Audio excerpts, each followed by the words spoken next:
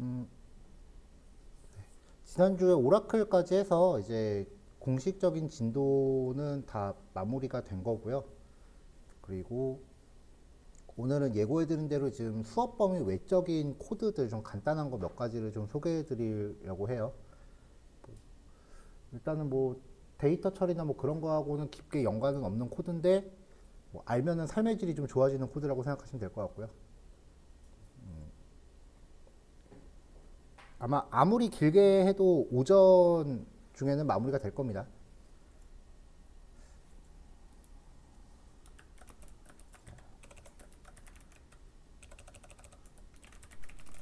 비동기 처리라고 하는 주제예요. 일단은 뭐 개념적인 이야기를 좀 하려고 하는데 프로세스라고 하는 단위가 있어요. 현재 실행 중인 하나의 프로그램을 뜻해요. 그러니까 여러분들이 작성하는 모든 소스 코드가 다 하나의 프로세스가 돼요. 내가 작성한 소스 코드도 실행하는 동안은 하나의 프로세스가 됩니다. 그 다음에 이제 스레드라고 하는 단위가 있어요. 스레드만 한글 영어로 쓰니까 이상하다.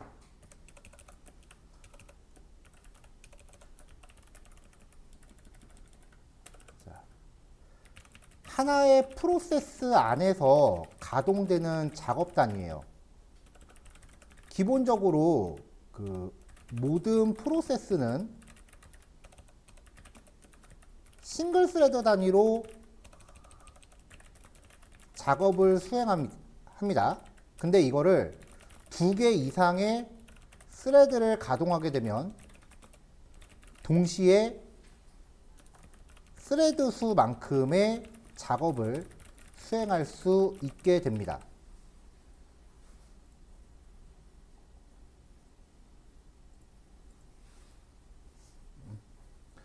코드 안 길어요. 그냥 쭉 보세요. 끝나고 나면 따로 이제 PDF 떠서 배포할 테니까. 일단은 스레드의 개념을 소개하는 코드를 먼저 간단하게 제시를 할 거고요. 이걸 접목해서 오픈 API 연동하는 코드를 하나 또 제시를 할 거예요.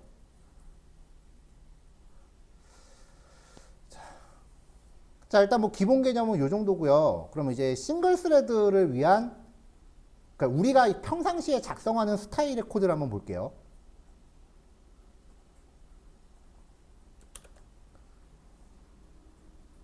자, 일단은 패키지 먼저 가져올게요. import time 하고요. 그 다음 설치할 거 없습니다. 파이썬 기본 패키지들이에요. import threading 이라고 하는 걸 가져올게요. 함수를 하나 만들 건데 뭐 어느 웹페이지에서 크롤링을 한다라거나 오픈 API를 연동하는 코드라고 가정을 할게요. 왜냐면은 그 코드들이 우리가 경험해봐서 알겠지만 시간이 다소 걸리잖아요. 함수가 한번 실행이 되는 동안. 여기서는 간단하게 그냥 주어진 범위 안에서 합산을 하는데 계산 한번 할 때마다 1초씩 렉을 걸 거예요. 자, 다소 시간이 소요되는 작업을 가정한 함수예요. 예를 들면은 그 오픈 API 연동 등이요. def sum 파라미터 myName 이거는 이제 그 몇 번째 작업이 수행 중인지를 보려고 하는 거예요. low, high. 토탈은 0이라고 하고요. 합산만 칠할게요. 자, 여기서 또 함수 요거는 이제 요즘 스타일로 갑시다. str low는 int high도 int 리턴 값 없고요. 토탈 데이터 타입 int for I 포문에 이렇게 안 들어간다. in range low부터 high까지 토탈 플러스 이퀄 I 그냥 합산하는 거예요. 그러니까 숫자 값 두 개를 받아서 거기부터 거기까지 합산을 할 건데 이게 다소 시간이 소요되는 작업이다를 가정해서 한 번 반복 돌 때마다 렉을 걸게요. 1초씩.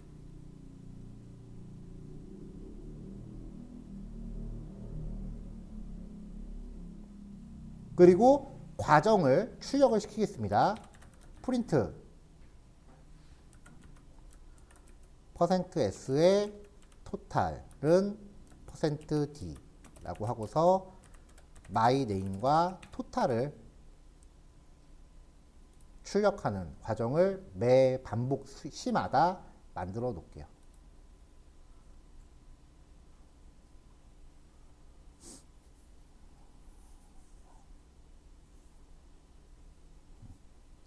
이 변수 만들 때 옆에 적는 거는 그 변수의 데이터 타입이고요.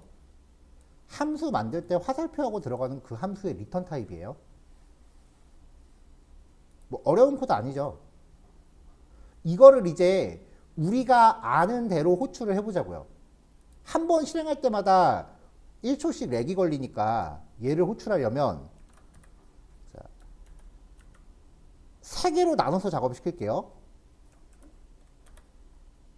A는 1부터 5까지 sum, B는 5부터 10까지 sum, C는 10부터 15까지 프린트 돈. 결과 예측되죠? 한 번 실행할 때마다 1초씩 렉을 걸었으니까 얘는 실행 시간이 그냥 15초일 거예요. 한 번 돌 때마다 이렇게 출력을 순서대로 하고요.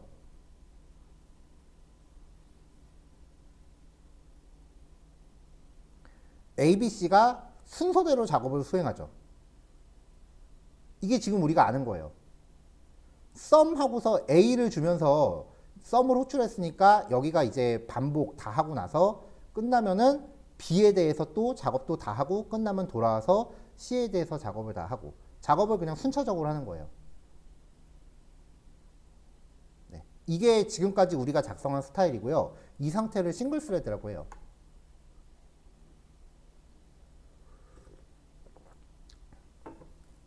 자, 그럼 이제 이 코드를 자, 지금 여기 실행 시간 보면은 14.1초 걸렸어요.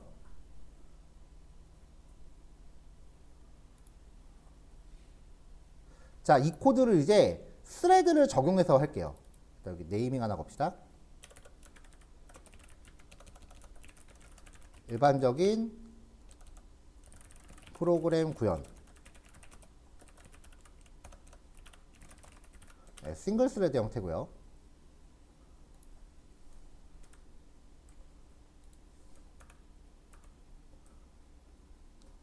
자, 그 다음에 이걸 멀티 스레딩으로 바꿔볼게요.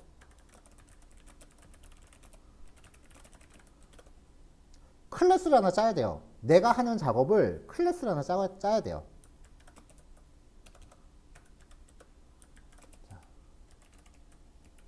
threading.thread 클래스를 상속받는 클래스를 정의를 합니다. 클래스 mythread threading.thread를 상속을 받아요. 자, 앞에서 만들었었던 이 함수를 그대로 포팅을 할 거예요. 자, 함수 구현 시 전달하는 파라미터는 생성자로 전달하여 멤버 변수에 저장을 해야 돼요. def init self my name row hi. 생성자는 뭐 원래 리턴 타입 없으니까 따로 정의하지 맙시다. 자, 상위 클래스에 대한 초기화입니다. 멀티 스레딩 초기화예요. threading.thread.init한테 셀프를 전달하고요. 그 다음에 전달된 파라미터를 멤버 변수에 복사를 하세요. self.myName은 myName, self.row는 row, self.high는 high. 자, 그 다음에 처리해야 하는 작업을 run이라는 이름의 메서드로 구현을 합니다. 이 메서드의 이름은 사전에 약속되어 있고요. 파라미터를 전달할 수 없습니다. 그래서 파라미터 전달을 위해서 생성자한테 멤버 변수를 준 거예요. 여기에다가 아까 위에서 구현한 이 sum 함수를 구현을 해요. 이 sum이라는 함수를 여기서 구현을 해요. 이 run이라는 메서드로. def run. self는 무조건 받아야죠. 자, 아까 구현했던 코드를 여기서 구현을 해요. 대신에 이제 이 파라미터들을 이 run 함수는 못 받으니까 생성자로 미리 받아놓은 거예요. 그래서 self.으로 변수 쓰는 게 바뀌어야죠.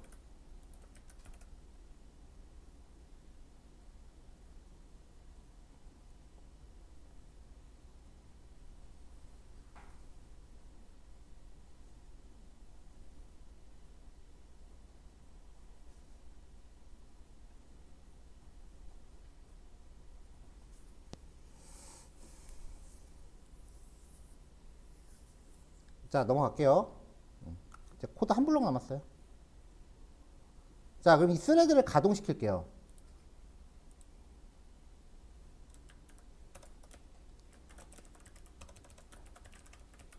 스레드 객체를 생성을 해요. A는 mythread, 그래서 이름 A, 아까처럼 1,5. 클래스니까 객체 만들어야죠. B는 mythread, B, 그 다음에 5,10. C는 mythread C 10,15 이렇게 줍니다. 그 다음에 각 스레드에 가동을 시켜요. 이거는 해당 객체의 run 메서드가 호출된다 인 건데, 그렇다고 해서 a.run이라고 호출하는 게 아니라 a.start로 호출해야 돼요. b.start, c.start, 그리고 print don이라고 해보죠.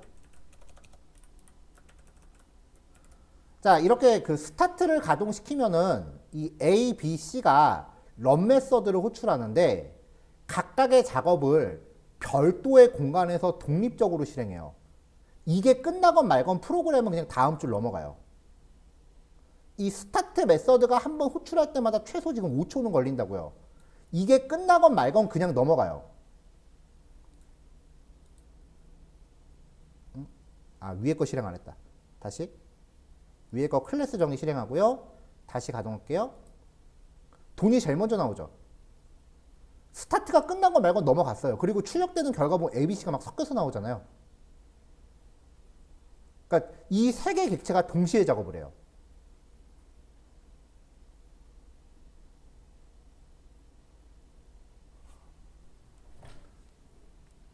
자, 그럼 만약에 이게 그 오픈 API 연동 같은 거라서 오픈 API 수집한 결과를 갖다 내가 후속 처리를 해야 된다라고 하면은 여기서는 더 이상 진행이 안 돼요. 왜냐면은 수집이 끝난 다음에 내가 받아서 뭔가 해야 되는데 수집이 끝나건 말건 프로그램이 지나가 버리거든요.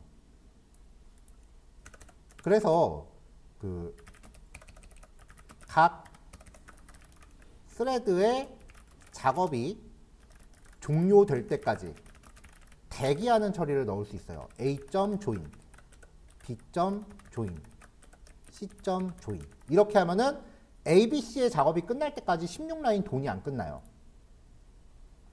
자, 비교합시다. 아까 거 위에 거 전체 실행 시간 14.1초 걸렸어요. 클래스를 통해서 같은 코드를 실행했을 때 요 세 개 작업이 종료되는 시간을 볼게요. 작업 순서가 막 지들 멋대로 나오고 한꺼번에 막 튀어나오죠. 네, 종료 시간 5초입니다. 14초 걸리던 게 5초로 단축이 돼요. 스레드의 개수가 늘어나면 늘어날수록 더 많이 되고요. 근데 무한정 실행시킬 수 있는 건 아니고요. 프로세스마다 좀 다른데 보통 컴퓨터가 스레드 한 200개 정도까지 가능해요.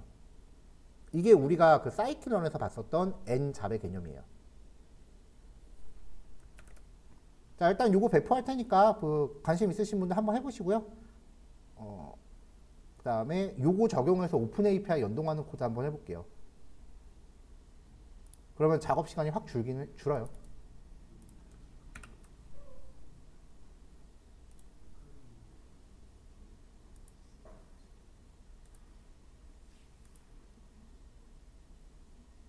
저희가 옛날에 했던 오픈 API로 주소 같은 거 가져오는 거 있잖아요.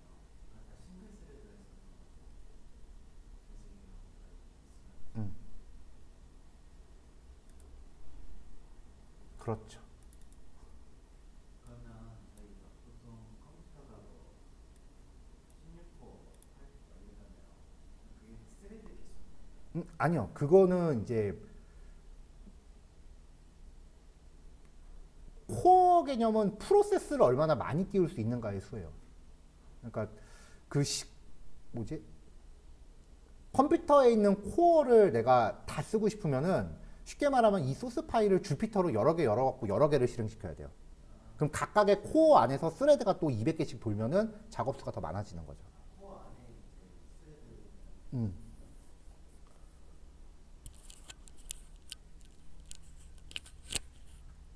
뭐 코드 길진 않으니까 10분 정도면 될 거예요.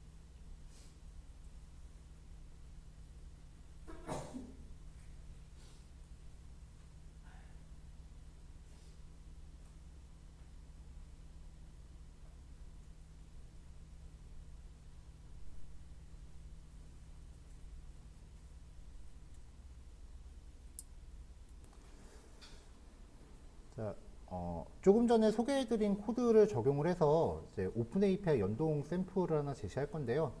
이거는 저번에 그 주말에 저한테 헬프를 쳤는데 그때 제가 수업 중이어갖고 그 수업 끝나고 나서 코드를 줬더니 이미 다 했어요라고 해서 빛을 못 본 코드인데 코드가 좀 아까워서 소개를 해드리려고 하는 거고요. 그 주제는 이제 위경도를 주소로 변환하는 예제예요. 그래서 CSV 파일로 인풋 파일이 있었고 여기서 이제 위경도를 입력값으로 넣어서 이거를 주소로 변환하는 건데 데이터 건수가 많더라고요. 11,200건, 거의 11,300건 정도 되는 건데 일단은 요거를 하루에 다 커버할 수 있는 오픈 API가 좀 드물잖아요. 그래서 찾다 보니까 V월드라고 하는 곳에서 제공하는 오픈 API가 있는데 얘가 일일 요청 건수가 무제한이더라고요.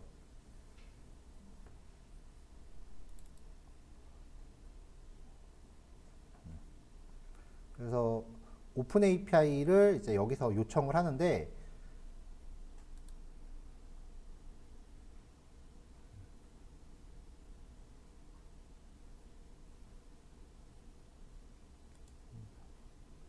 자, 인증키 발급 쪽으로 가면 여기 사이트 검색은 이제 V월드 오픈 API라고 검색해서 들어왔어요. V월드 오픈 API라고 검색을 하면은 사이트가 나오고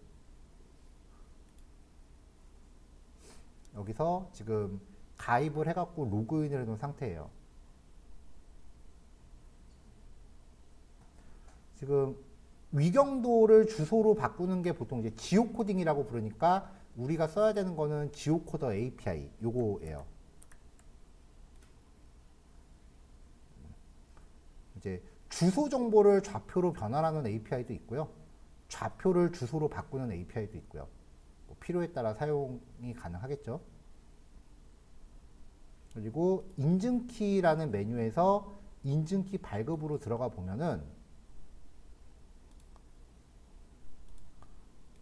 서비스명 개인 학습용, 서비스 분류, 교육, 서비스 유형은 뭐 웹사이트, 뭐 앱 등등등, 기타 뭐 QGIS 뭐 아무거나 선택해도 돼요. 서비스 설명은 뭐 개인 학습용. 그리고 활용 API는 여기서 지오코더 API. 뭐 사용기간 민간이라고 한 다음에 그냥 개인이라고 입력하시면 돼요. 자, 이렇게 해서 이제 지도 인증키를 받으면 개발키라고 해서 그 사용기간이 좀 짧은 키가 발급이 돼요. 일단 테스트용으로 발급이 되는 거고 발급받은 다음에 그 나중에 이걸 상용 서비스에 오픈할 때는 이제 따로 제휴 걸어서 영구키를 받는 건데 뭐 당분간 쓰는 거니까 그 개인 키를 받아도 되겠죠. 저도 지금 2개 조금 전에 한 것까지 2개를 받았네요. 그래서 아무 키나 사용을 하면 되고요. 그 다음에 여기서 이제 아까 다시 지오코더 API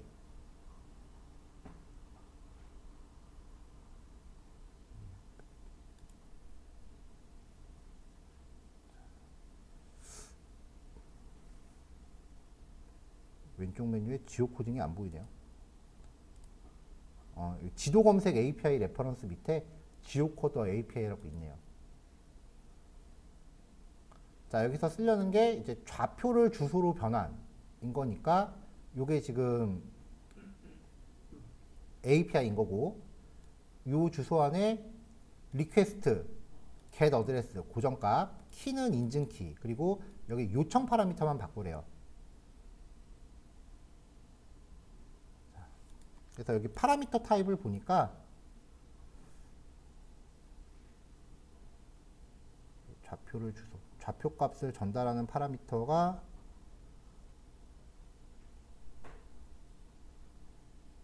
포인트 해서 x, y 형식으로 이제 전달을 하고 그리고 응답받을 좌표계를 설정하래요. EPGS 4316이 기본값.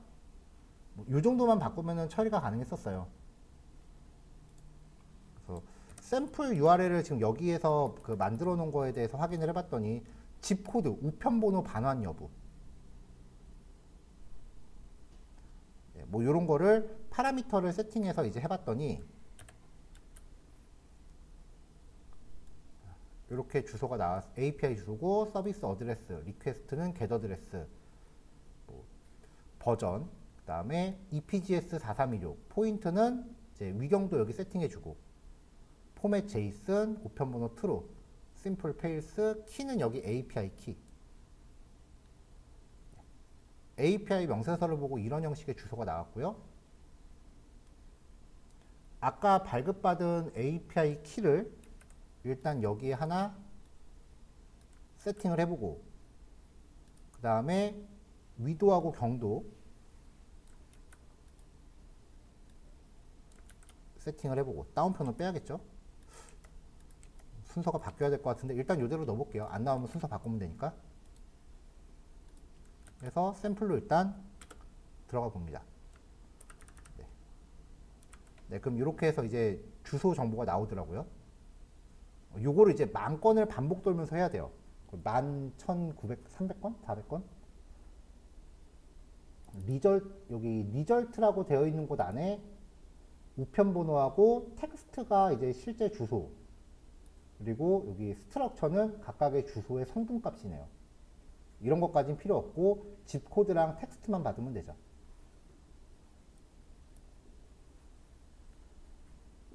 자, 이거를 이제 아까 살펴봤었던 그 멀티태스킹 코드로 구현을 해볼게요.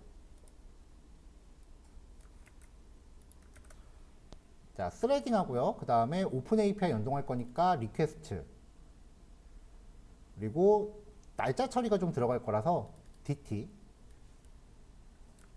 그 다음에 타임하고 제이슨. 타임을 가져온 이유는요. 이게 스레드를 만들면 지금 여기서 스레드를 50개를 만들 거예요.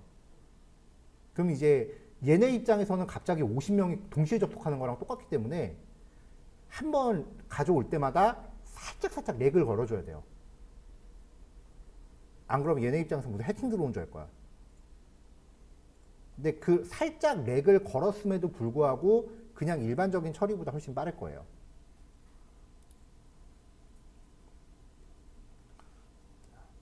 자, 뭐 데이터 타입 선언하는 거는 가지 맙시다. 코드 좀 쉽게 가죠. 이렇게 패키지 가져오고, 그 다음에 필요한 변수. API 키값하고, 그 다음에 데이터 파일, input.csv 파일. 요거 제가 전달받았던 파일인데, 이 파일을 읽어드릴 겁니다. 그 다음에 스레드를 몇 개를 가동할지.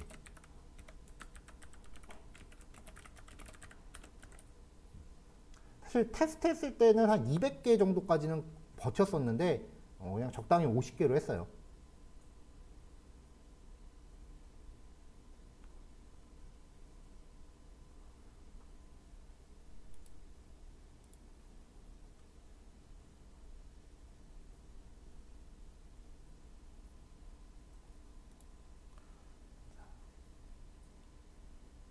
그래서 이 코드 자체는 이제 여기만 고치면은 밑에는 그냥 알아서 돕니다 라는 취지로 만들었던 건데,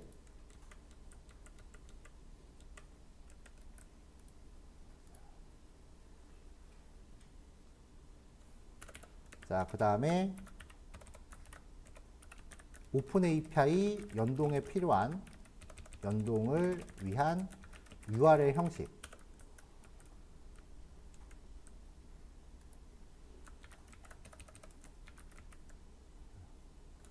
자, URL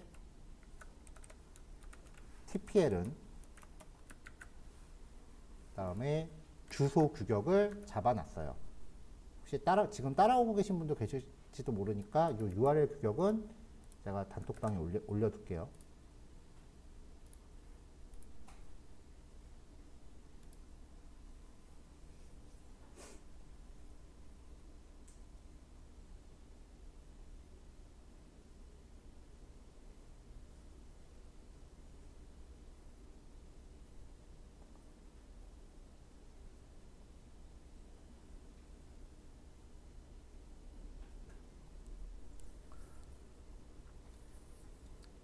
대량의 데이터를 수집을 할 때는 이제 수집 결과를 어떻게든 우리가 그 저장을 해야 되잖아요.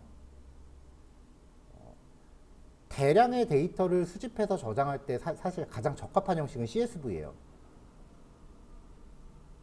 왜냐면은 데이터 프레임에다가 보통 그 대부분의 그 수업용 코드들은 이제 수집한 결과를 리스트에다 때려박은 다음에 걔를 데이터 프레임에 한 번에 넣어요. 그러면은 한참 돌다가 중간에 에러 나면 처음부터 다시 해야 돼. 근데 CSV는 그 전체를 보관했다가 한꺼번에 바꾸는 게 아니라 텍스트 파일 인풋으로 들어가면 한 줄 한 줄 실시간으로 기록이 가능해요. 그러니까 만약에 내가 만 건 중에 490건까지 돌고 에러가 났다면 이미 490건은 파일로 기록이 끝나 있어요. CSV로 처리를 하면. 대신에 데이터 프레임으로 만들어서 변환시키는 게 아니라 파일 입출력으로 직접 내가 파일 핸들링을 해야 돼요.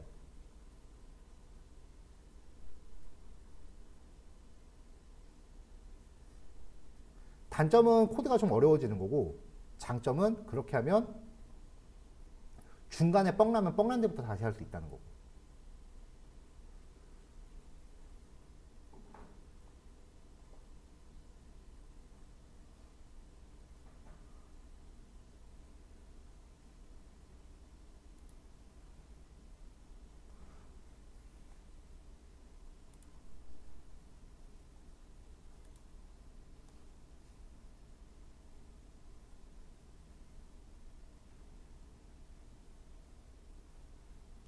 자, 그래서 여기서는 이제 스레드를 구성하는 그 객체가 클래스가 있으면은 이걸 통해서 스레드를 50개를 만들 거예요. 50개. 그리고 메인 프로세스에서 CSV 파일에 대한 그 파일을 하나 만들어서 이 50개한테 전부 파라미터로 줄 거예요. 그리고 지금 여기에 우편 번호가 한 12,000개 정도가 있는데 이 12,000개를 50으로 나눠서 각각 스레드한테 리스트를 쪼개서 전달할 거예요. 그럼 이 50개의 스레드가 12,000개를 50으로 나눈 그 개수를 전달받아서 각각 크롤링을 한 다음에 이 CSV 파일을 각자 기록을 해요.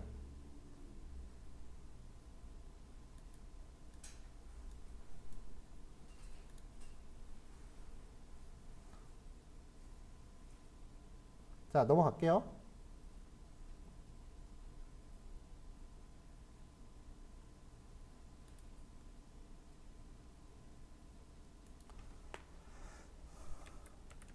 자, 클래스 지오코드 리퀘스트 맞나?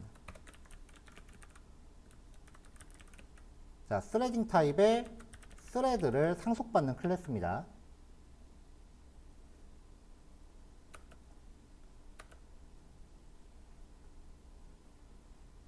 자, 그 다음에 def init 생성자 일단 셀프 잡아주고 얘는 CSV를 기록할 수 있는 파일 객체 그리고 지가 크롤링 해야 되는 데이터 리스트를 받을 거예요.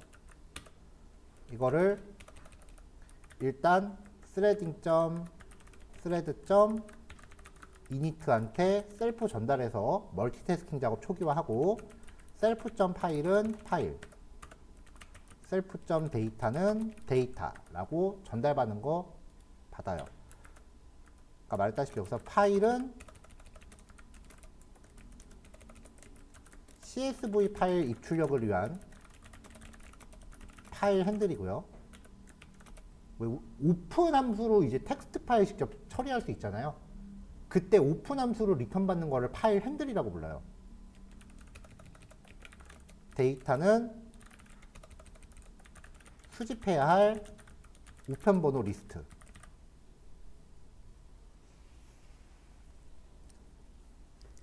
수집해야 할 위도 경도 리스트.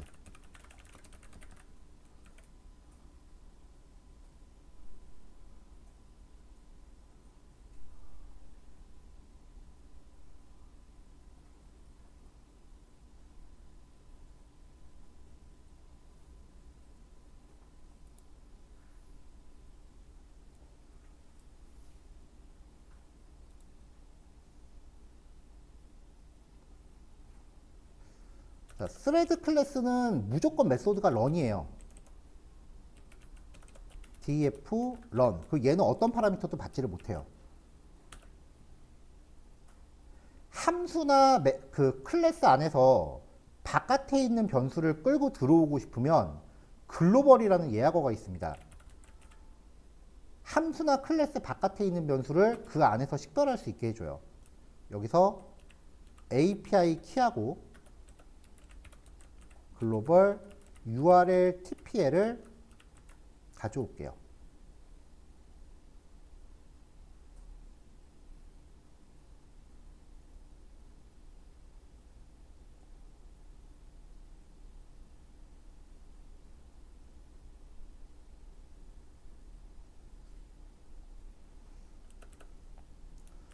자, 그 다음에 접속 객체 생성해야죠. 세션은 request.session 이렇게 하고서 보통 우리가 여기 세션을 사용하는 코드들 쭉 들어가고 마지막에 session.close 보통 이런 식으로 코딩을 해요. 객체를 하나 만들어서 이 객체가 쭉 진행이 돼요. 그리고 마지막에 객체를 닫는 처리를 하죠. 이런 식으로 코드가 진행될 때 이 세션 객체가 클로즈를 굳이 안 해도 되게끔 코드를 작성하려면은 이거를 with 문법으로 묶어요. 파일 입출력에서 주로 쓰는데 with 문법은 아무 데서나 다 쓸 수 있어요. 어떤 함수를 호출해서 리턴 받는 객체를 as로 받으면 이 세션이라는 객체는 with문의 블록 안에서만 유효해요. 객체가 사용이 종료되면 클로즈 같은 걸 알아서 해주기 때문에 컴퓨터의 메모리 같은 거 내가 따로 정리할 필요가 없어요.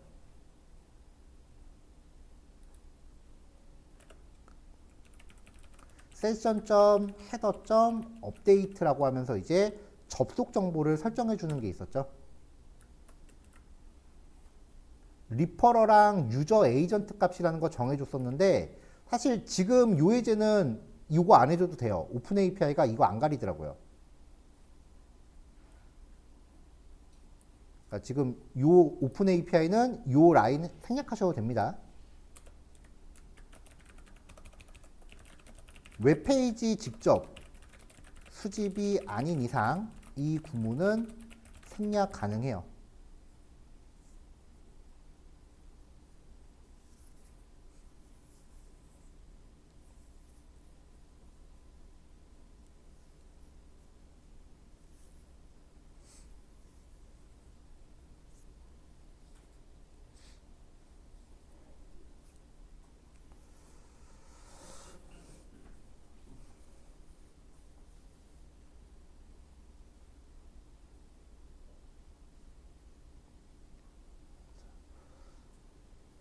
자, 요 데이터의 그 형식을 여러분들이 정하시거나 뭐 해야 되는데 일단 여기에 위도 경도가 들어있기는 해야 됩니다. 그래서 그 위경도를 뽑아서 이제 오픈 API 연동하는 건데 여기서 사용한 형식은 input.csv 파일 그냥 요 파일을 통째로 줬어요. 요 파일에 이마만큼을 그냥 뜯어서 통째로 줬어요. 그래서 여기서 0, 1, 2, 3번째랑 4번째 거를 오픈 API에 쓰고 오픈 API 결과로 그 우편 번호랑 주소가 떨어지면은 여기다 덧붙여서 우편 번호랑 집 주소 이렇게 그 이 CSV 파일 자체의 내용을 덧붙이게끔 했어요. 그러니까 데이터로 들어오는 게 요만큼의 덩어리다. 이렇게 생각하시면 돼요. 요거는 이제 사용하시는 파일 형식에 따라서 좀 그 수정이 되긴 해야겠죠.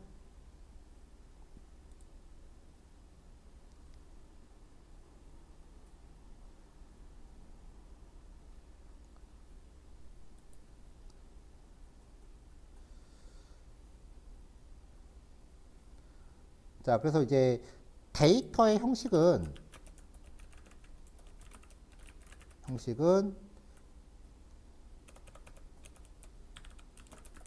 CSV 파일의 일부를 통째로 전달. 그러니까 한 줄을 예를 들면은 요거인 거예요.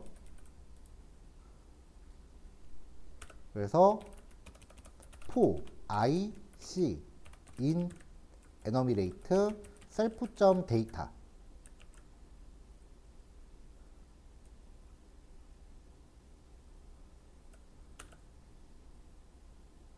이렇게 하면은 이제 여기서 C가 요거 한 줄이 된다고요.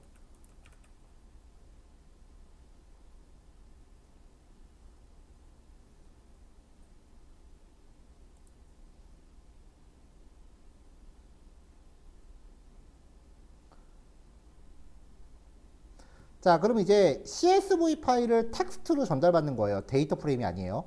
그래서 쉼표 단위로 쪼개줘야 돼요.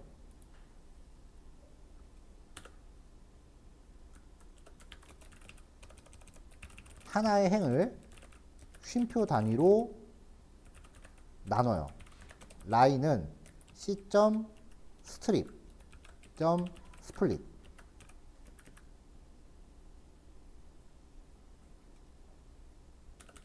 이제 위경도 추출해요. let은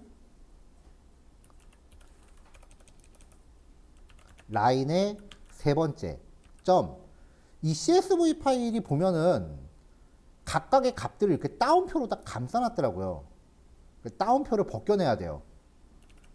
리플레이스 쌍따옴표를 싹 다 제거. 그 다음에 스트립해서 공백 제거하고 이거를 플로트로 바꿉니다.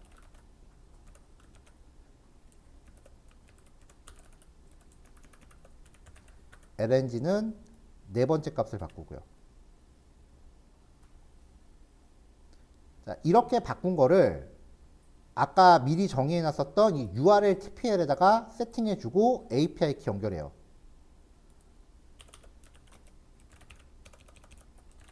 수집해야 할 URL 구성. URL은 self.url 셀프가 아니죠. URL TPL 포맷 let은 let lng도 lng. 그 다음에 API 키는 API 키 연결해주고.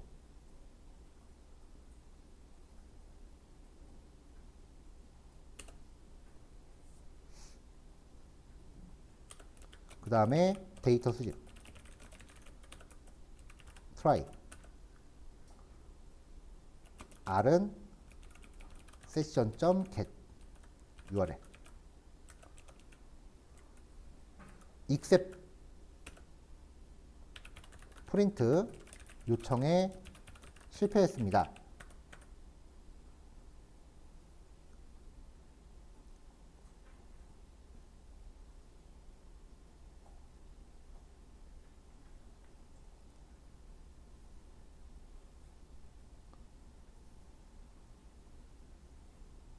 자, except에 뭔가 코드가 더 들어갈 건데 그건 일단 전체 지나가는 것부터 확인하고 얘기하죠. 자, 이렇게 하면 이제 그 별다른 문제가 없으면 연동 결과 처리해요. r.encoding은 utf8. 그 다음에 텍스트는 json.load r.text. 이렇게 뽑으면은 아까 오픈 API 연동 결과가 떨어지죠. 그럼 그 안에 리스폰스 안에 리절트가 또 배열이에요. 리스트예요. 리절트의 0번째에 대해서 집코드랑 텍스트를 취할 거예요. 일단은 리절트까지만 취할게요. 리스폰스 안에 리절트의 0번째예요. 자, 그래서 리절트는 텍스트에서 리스폰스 안에 리절트의 0번째. 그럼 이제 리절트의 0번째니까 이만큼을 취한다고요. 여기서 집 코드와 텍스트를 취하면 되죠.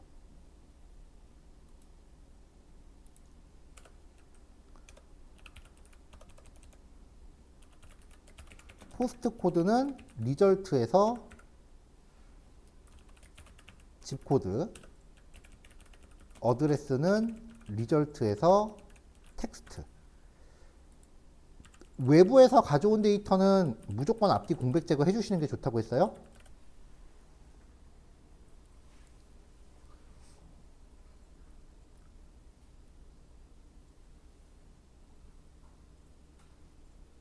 자, 이렇게 하면 이제 우편 번호랑 집 주소를 가져오는데 이 API가 보니까 우편 번호는 안 주는 것도 꽤 많더라고요. 자, 이렇게 준비해 놓고 이제 처음에 가져왔었던 요 라인이라고 하는 리스트가 요거를 담고 있는 리스트잖아요. 여기에다가 가져온 우편 번호랑 집 주소를 어펜드해서 넣어줄게요. 요 라인에다가.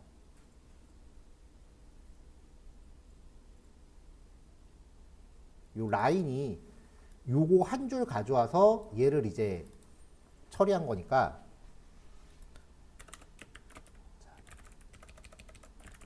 원래의 한 행, 원래 데이터 한 행의 수집 결과를 추가할게요. 라인.append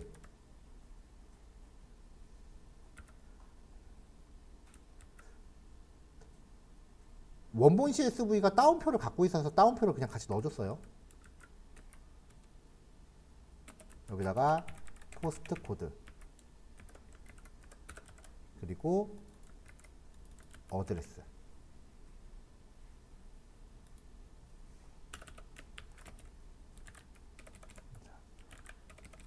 추가된 행을 새로운 파일에 한 줄로 기록을 해요. self.file.write 리스트를 문자열로 결합해서 넣어야 되니까 하기 위해 콤마를 기준으로 하는 하나의 문자열로 연결. 원 라인은 쉼표가 조인해라. 라인 사이사이에. 원라인 기록하고요. 그 다음에 줄바꿈 하나 직접 넣어줍니다.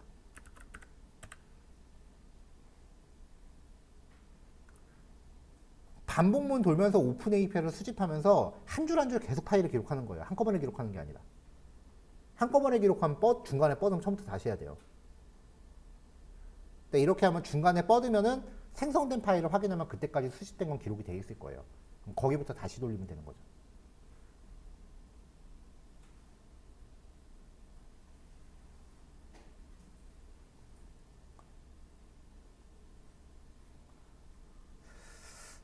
자, 정상적으로 데이터가 수집이 되면은 한 행에다가 수집된 결과 두 줄 넣고서 이거를 이제 새로운 파일, 이 셀프.점 파일이 바깥에서 오픈 함수로 파일 객체 만들어서 전달할 거예요.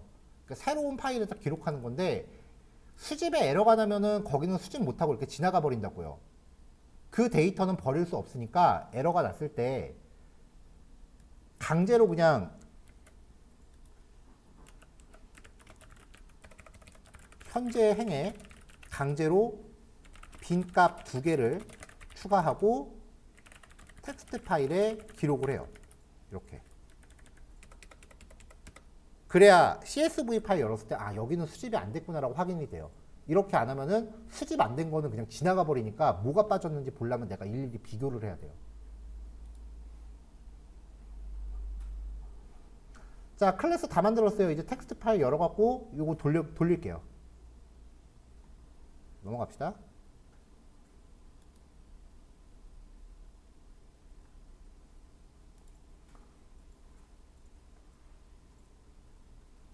자, 파일을 열겠습니다. with open. 자, input path 이게 input.csv인 거죠. 이거를 읽기 모드로 열어요. 인코딩은 이 파일 인코딩 EUCKR이더라고요. as f. 그래서 csv는 f.readlines 라고 하면은 CSV 파일에서 각각의 행을 리스트로 바꿔서 주고요. 제목행은 제거해야죠. 필요 없으니까. del CSV의 0번째. 그래서 CSV 출력하면은 파일 열어갖고 이렇게 쭉 가져오는데 보시면은 요게 리스트 원소 하나예요. 각각의 행마다 이렇게 역슬래시 n 들어있고요. 각각의 값들이 다운표로 지금 감싸져 있어요. 요거를 요만큼의 내용을 아까 이 스레드 클래스한테 전달해서 요거 쪼개고 요 단위로 쪼개서 요것만 갖고 연동한다. 이 스토리예요.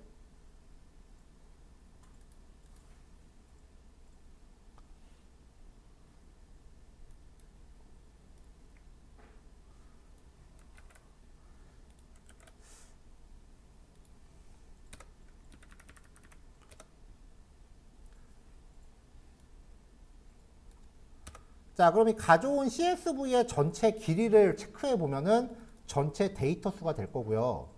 요 데이터 수를 스레드 카운트로 나누면은 아까 스레드 카운트가 50개였죠. 그러니까 한 개의 스레드당 처리해야 될 데이터 수가 대략 225개다 라고 이제 계산이 섭니다. 그래서 이 전체 데이터를 255개 단위로 쪼갤 거예요.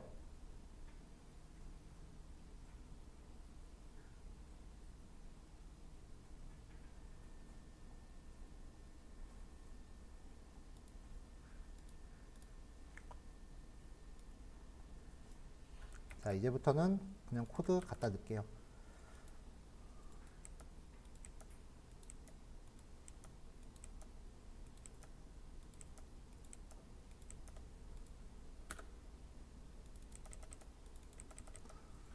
자, 그래서 이제 225개씩 쪼개서 스플릿 리스트라는 거에다 담을 거고요. 네. 그리고 데이터가 잘 쪼개졌는지 확인을 하려면 이 쪼개진 거의 총 합계랑 원본 총합이 맞는지 비교해 보려고 토탈 놨어요. 자, 스레드 개수만큼 반복 돌면서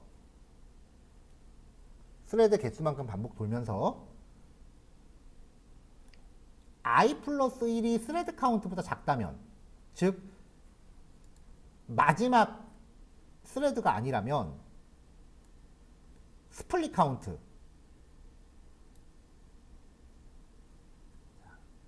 225개라 그랬죠? 225 곱하기 i니까 처음에는 0부터 시작하겠죠? 그 다음에 스플릿 카운트 225 곱하기 i 플러스니까 1까지. 그럼 0부터 225까지 쪼개고, 그 다음에는 225부터 225 곱하기 2까지 쪼개고, 슬라이싱을 계속 225개 단위로 가는 거예요. 마지막은 그 위치부터 끝까지 쪼개고.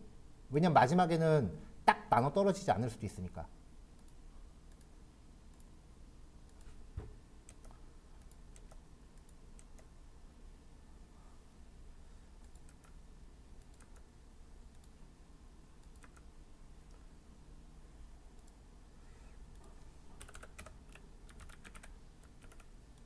자, 이렇게 해서 CSV를 쪼갭니다. 그러면 225개씩 50묶음이 쪼개져요. 맨 마지막에는 265개가 들어갔네요. 그래서 토탈 11,290건. 자, 11,290건. 데이터를 50조각으로 쪼갠 거예요. 이제 스레드를 만들어서 여기서 지금 스플릿 CSV의 0번째를 살펴보면은 요만큼씩 255주씩 따로 담은 거예요. 그래서 이 255개짜리 한 묶음씩 스레드를 만들어서 돌리면은 50개가 데이터 수집을 쪼개서 동시에 해요.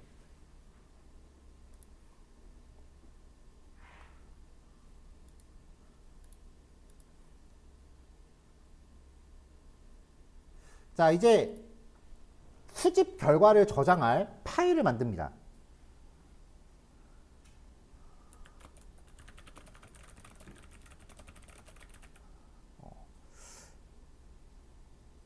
뭐 스레드까지 접목을 안 한다라고 해도 수집하실 때 이것만 접목해도 중간 과정이 꽤 달라질 거예요. 그러니까 보통은 이제 리스트에다가 데이터를 다 수집한 다음에 그걸 한 번에 to CSV나 to 엑셀로 내보내는데, 그냥 처음부터 텍스트 파일을 만들어서 수집을 건 바이 건 그냥 라인 단위로 기록을 즉시 하는 거죠. fname은 dt.datetime.now.strftime 시각을 만들어야죠. 그래서 %y, %m, %d 언더바 %h, %m, %s .csv with open fname에다가 쓰기 모드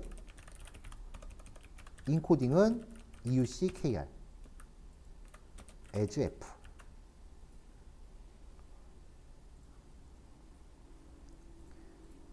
일단 f에 csv 파일의 첫 줄은 그냥 기록을 했어요. csv 파일의 첫 줄은 강제로 저장.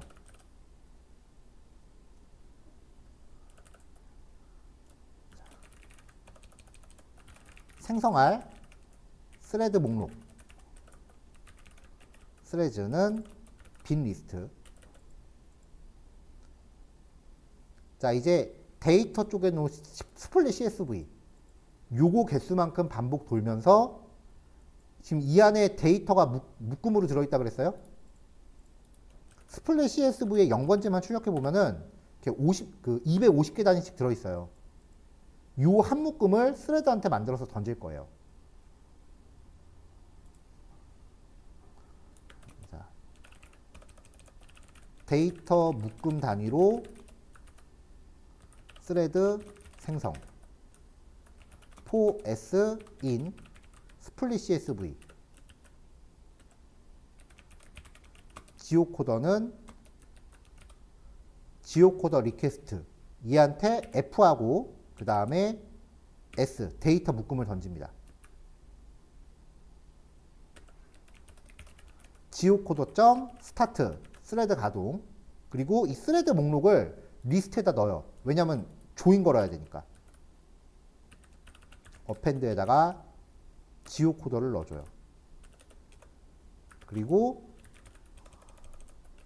모든 스레드의 작업이 종료될 때까지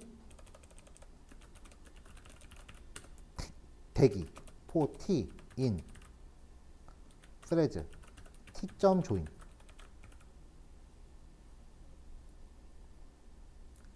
자, 이렇게 하고 이제 끝나면 마지막에 작업이 종료되었습니다. 자, 코드 난이도를 좀 다운 시킨다고 작성하면서 조금씩 수정을 했는데 일단 이렇게 하고 돌려볼게요. 시간이 얼마나 걸리는지 봅시다. 역시 한 번에 안 되네.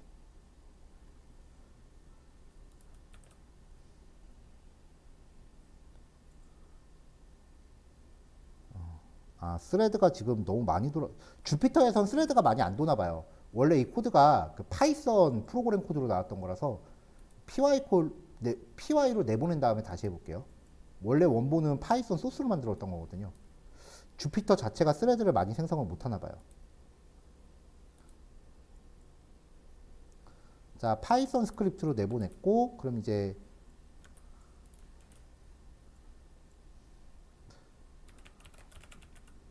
geocoder.py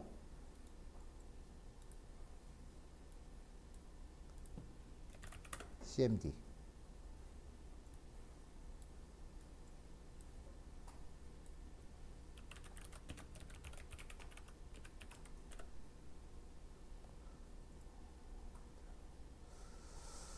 자, 뭔가 막 돌긴 하는데 지금 exception thread.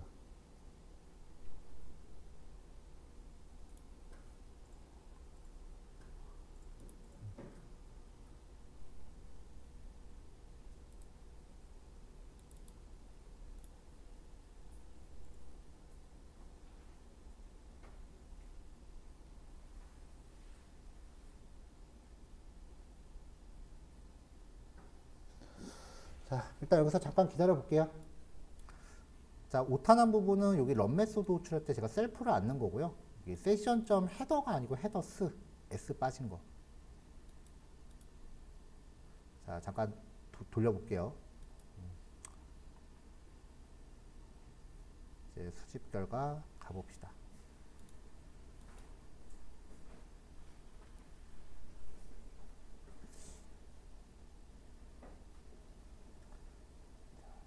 자, 리절트라고 하는 키가 오인했던 거예요.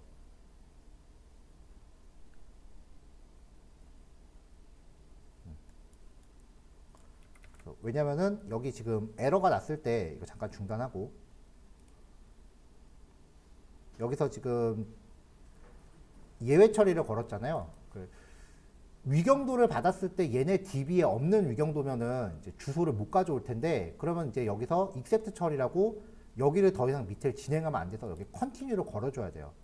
근데 continue를 안 걸었으니까 데이터를 못 가져와도 이 처리를 계속하려고 해서 이게 지금 출력이 되는 거예요. 자, 이제 다 끝났으니까 재시작하고요.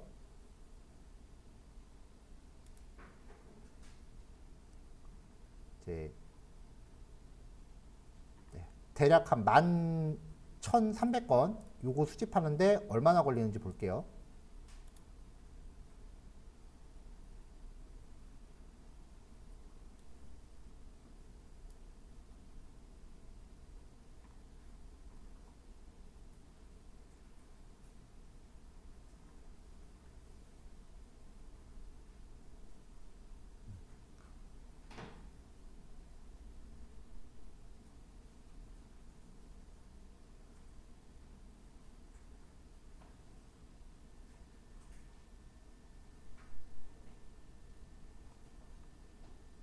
자, 끝났네요.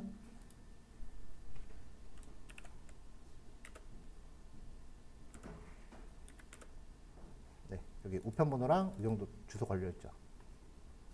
만건 처리하는데 대략 한 1분 좀 안 걸려요. 한 2, 30, 대략 제 체감으로 한 2, 30초 정도. 물론 API가 다 데이터를 주는 게 아니기 때문에 없는 데이터가 좀 있을 수 있는데, 확인해 봤을 때는 우편번호가 없는 것들이 좀 있었어요. 주소는 그냥 다 들어오더라고요. 그래서 수집 과정에 이 코드 접목하시면은 그 처리 속도 향상에 굉장히 많은 기대를 거실 수 있을 거예요.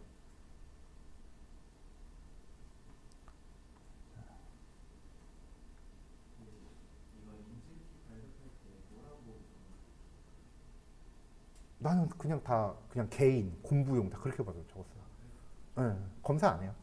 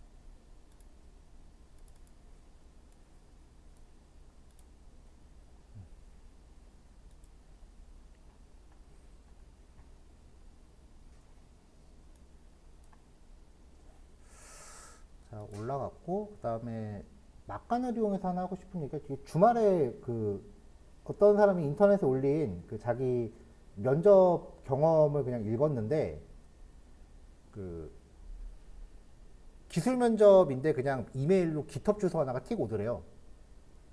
그래서 이제 그거를 포크 떠서 개선을 한다, 그 뭐지? 학습 모델을 개선을 시킨 다음에 자기네한테 풀 리퀘스트를 보내라 그랬대요. 근데 그 말이 뭔 말인지 1도 못 알아듣겠대. 그거를 이제 누가 질문을 올렸는데, 저도 깃허브에서 그 얘기를 깃허브를 그냥 개인용으로 쓰는 것만 얘기했지, 그거 쓰는 얘기를 한 기억이 없어서 그것만 잠깐 얘기할게요. 한 5분, 10분 안 걸릴 거예요.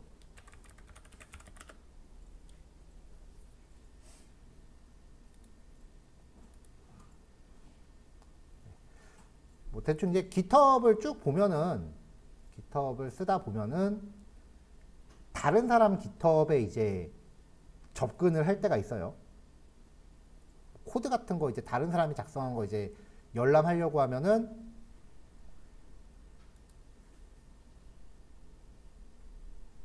뭐야 이거 누군지 모르겠다. 누구 건지 모르겠어요 이거. 오픈CV. 자, 이게 남의 깃허브인데, 이 깃허브에 보면은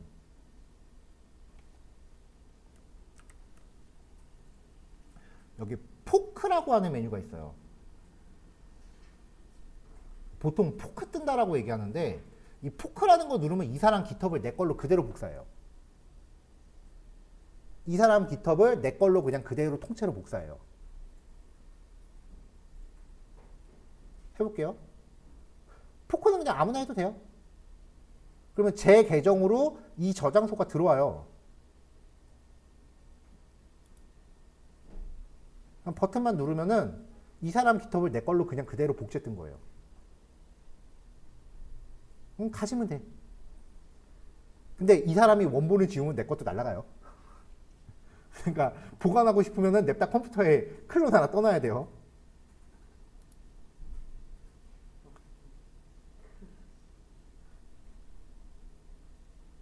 자, 그럼 여기 있네요. 포크 뜬 게 지금 여기 있어요.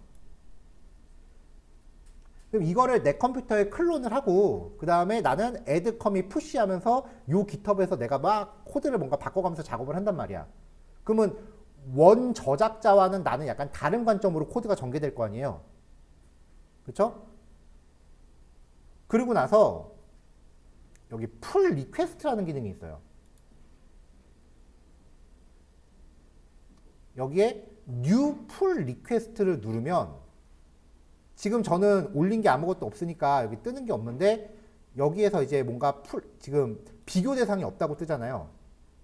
제가 만약에 여기에 커밋과 푸시를 했다면 풀 리퀘스트 메뉴로 들어왔을 때 여기에 뭔가 선택할 수 있는 게 떠요. 내가 커밋했던 내역들이.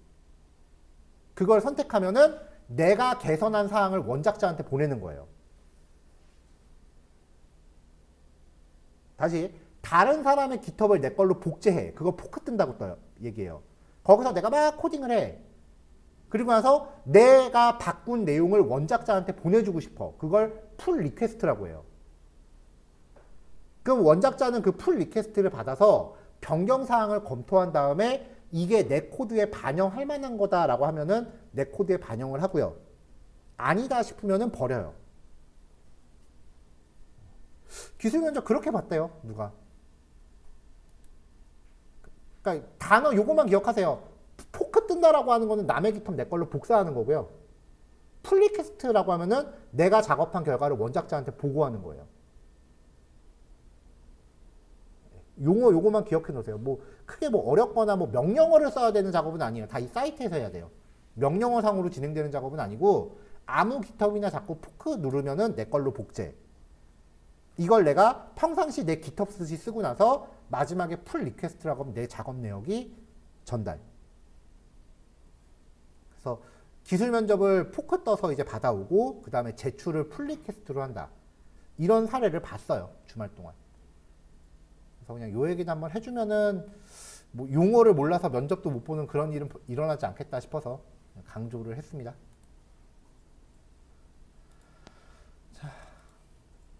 자, 11시 반에 이어서 할 거고요. 이제 하고 싶은 얘기 하나 남았어요. 코드는 한 10분, 15분이면 될 것 같고요. 배치 프로세스에 대해서 얘기를 할게요.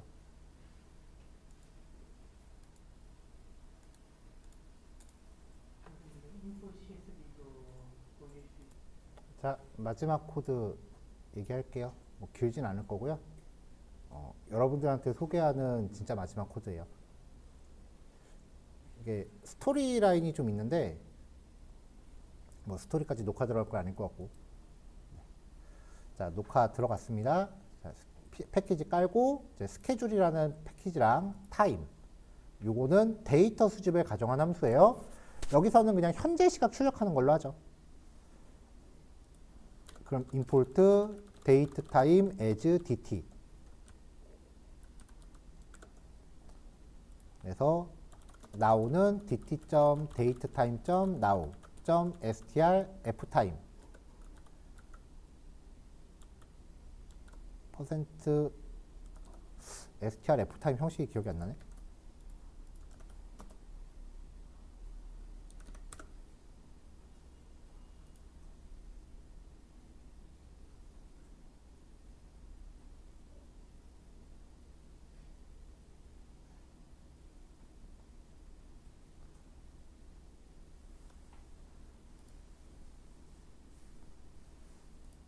y 대문자 y구나. 대문자 y, 대문자 m, 대문자 d. 그 다음에 시각을 출력하도록 할게요.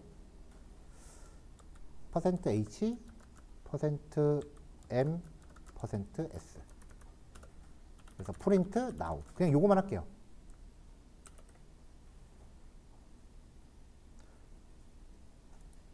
그 다음에 my 잡이라고 출력하면 그냥 현재 시간을 이렇게 출력을 할 거 아니에요. 만약에 여러분들이 이거를 이제 데이터 수집을 하기 위해서 이렇게 만들어놨다고 하면은 매일 아침마다 이거 직접 실행을 해야 돼요.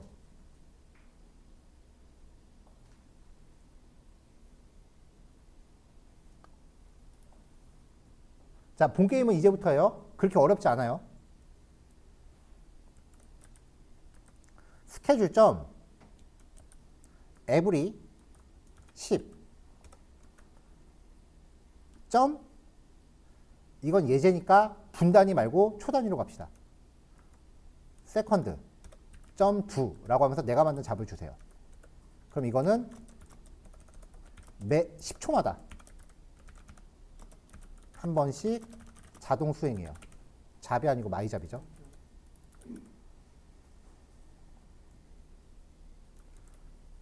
자, 비슷한 방식으로요. every 10 minutes라고 하면은 10분마다 한 번씩이 돼요.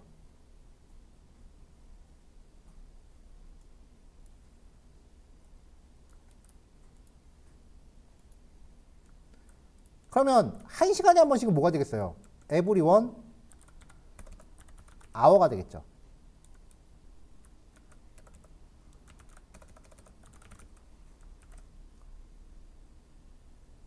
자, 이렇게 하면 이제 정해진 일정 간격으로 프로그램이 그냥 자동으로 도는 거예요. 그냥 띄워놓고 있기만 하면 돼. 안 쓰는 컴퓨터 한 대에다 그냥 프로그램 걸어놓고 열어놓기만 하면 돼요. 근데 이건 내가 주기적으로 뭔가 해야 되는 경우고, 만약에 매일 아침 9시 반에 자동으로 실행해야 된다. 이런 작업이 있다면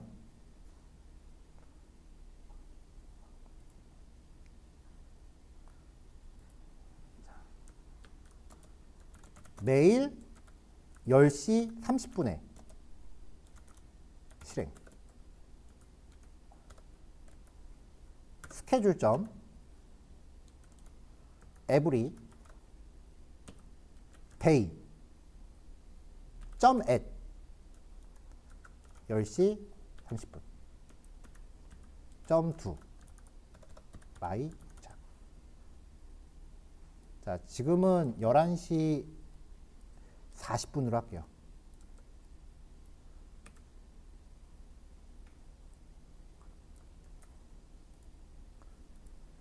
일주일에 한 번 해야 된다. 매주 월요일. every Monday. 자매품은 말 안 해도 알겠죠? Monday, Tuesday, 기타 등등. 자, 이거는 월요일이니까 매일 월요일 정각에 실행할 거고요. 그 자정에. 라스트. 매주 수요일 13시 15분에 실행. 그냥 빈 컴퓨터 하나에다가 이거 띄워놓으면은 그냥 여러분들 시간이 생길 거예요. 알아서 시간 쓰세요. 그 시간은.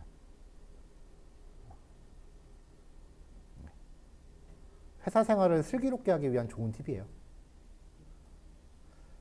자, 이렇게 이제 하면 이게 스케줄을 등록하는 과정이에요. 이걸 이제 마지막에 스케줄러를 가동을 해야 돼요. 무한루프 걸고요. schedule.run pending이라고 하면서 타임 슬립. 그러면은 이 무한루프가 1초마다 한 번씩 등록되어 있는 스케줄러들을 스캔을 해서 현재 시각이 이 시각과 일치하면은 연결된 작업을 실행시키는 원리예요.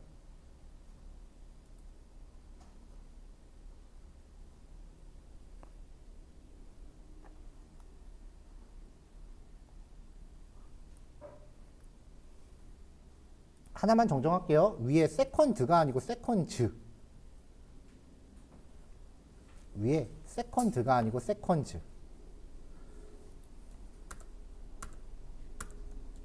자, 이렇게 해서 스케줄을 등록을 하면 요거 41분으로 다시 등록할게요.